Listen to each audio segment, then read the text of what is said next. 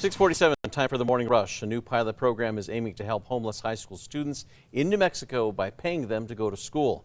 The state public education department's new initiative will pay eligible students $500 a month. That's if they maintain a 92% monthly attendance, complete all their schoolwork, and get tutoring if necessary. Now, they will also take financial literacy courses.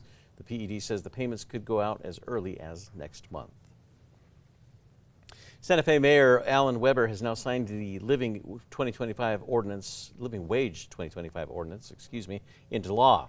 That raises the minimum wage in the city from $15 an hour to $17.50. The law's creators say that the increase would allow room for adjustment that is based on the housing and urban development fair market rent in Santa Fe with a 5% increase cap. The wage increase will take effect in January 2027. There could soon be some help coming to the overcrowded Bernalillo County Animal Shelter.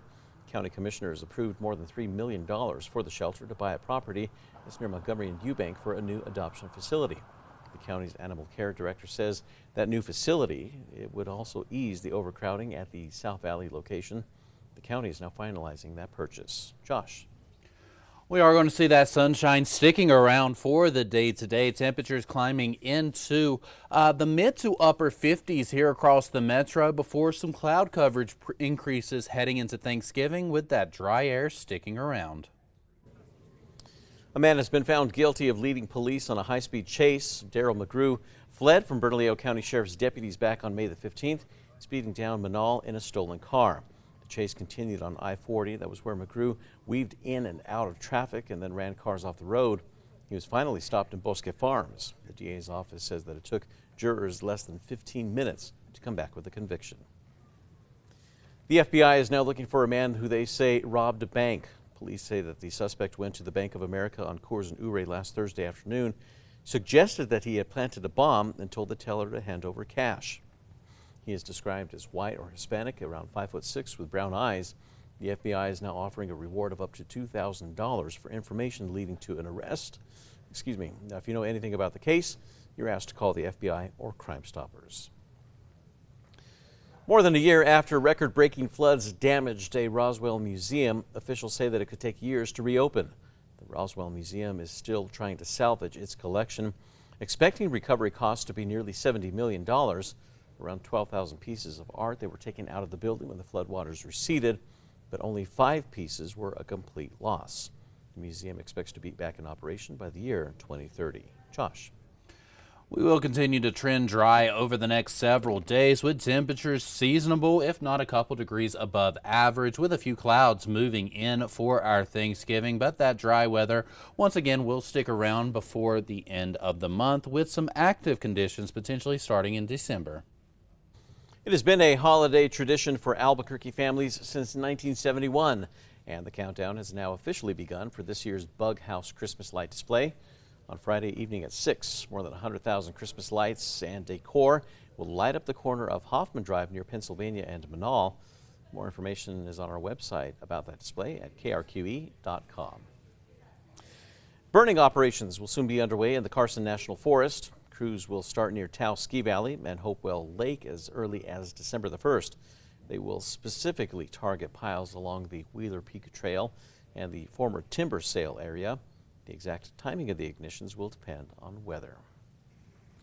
We are seeing right here the moments of Digit and Killian, a pair of Gen 2 penguins at the biopark, met their little one earlier this month. The little chick was hatched on November the 3rd. At the biopark, fertilized eggs are placed into a state-of-the-art incubator, and parents are given a replica egg to sit on. And when the care team swapped out the replica for the live chick, Killian and Digit huddled together, vocalizing and celebrating their baby. Josh. All right, let's get a look at that morning drive. Maps are currently clear and Tracker is headed south on I-25 near Lomas. Well, the housing market is reportedly getting smaller. According to a report from Redfin, close to 85,000 U.S. sellers took their homes off the market in September. That was over weak buyer interest and overall economic uncertainty. That is a 28% jump from last year and its highest level in 8 years. Redfin is also reporting 70% of listings in September were on the market for 60 days or longer. Time now for the 5 facts. At number 5, it's been a holiday tradition for Albuquerque families since 1971, and the countdown has officially begun for this year's Bugg House Christmas light display.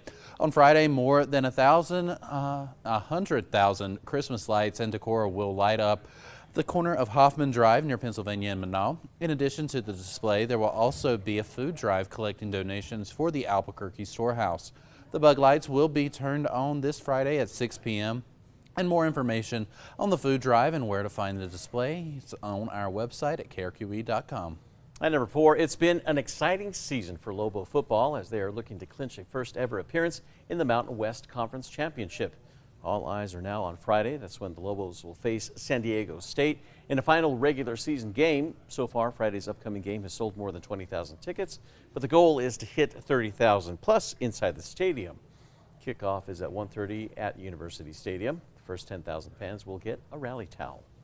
At number 3, we are staying calm and we're staying mild across the state. Looking at those forecasted highs for the day today, will range from the upper 40s into the mid to upper 60s across the state, with some cloud coverage increasing overnight and into Thanksgiving.